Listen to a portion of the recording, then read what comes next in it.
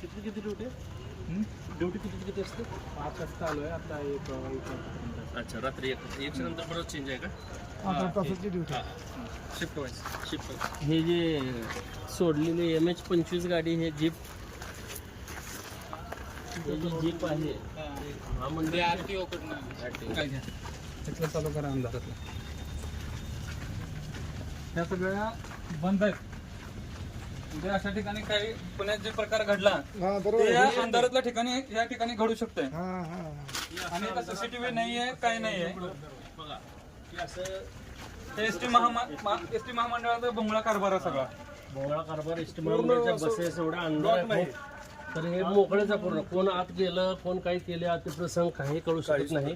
एक security guard आहे फक्त. CCTVची सोय नाही. CCTV वर नाही असं बस स्थानकच्या तिथे बस गाड्या पार्किंग करतात. या एकदा दरवाजाच नाही, तुटलेला दरवाजा आहे. हे कोणी ओपन आहे. पण रात्री ओपन जाऊ ओपन आहे शकतो, सगळं. दारू पिऊ शकतो, काय पिऊ शकतो. सर ओपन आहे. पूर्ण पुण्यात जी घटना घडली ती घडू शकते. बंद आहे. पूर्ण बस ओपनच आहे. बघा इथं CCTV फुटेज नाही, काय नाही आहे. फोन सुद्धा नाही. ऐका इथं ऑन ड्युटी केबिन आहे, सिक्युरिटीची केबिन आहे.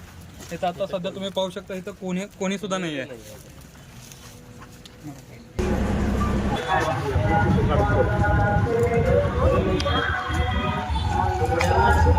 चालू आहे आणि इथे लिहिलं स्टँड पुस्तकात लगेच गेल्यास 500 रुपये दंड आहे. आणि बिंदास त्रास. इथं बघा आता इथं लिहिलंय लघवी केल्यास स्टँड परिसरात लघवी केल्यास 500 रुपये दंड.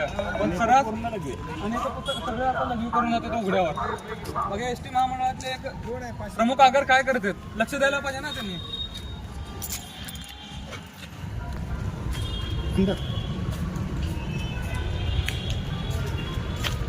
लक्ष्मीचं पण घ्या.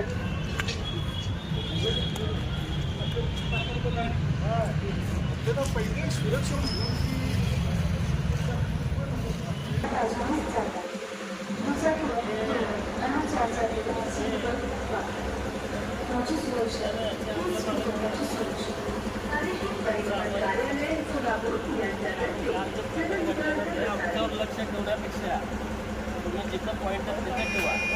आम्ही काय इथं आपल्याच महाराष्ट्रात आलेलो नाही. या अनुचित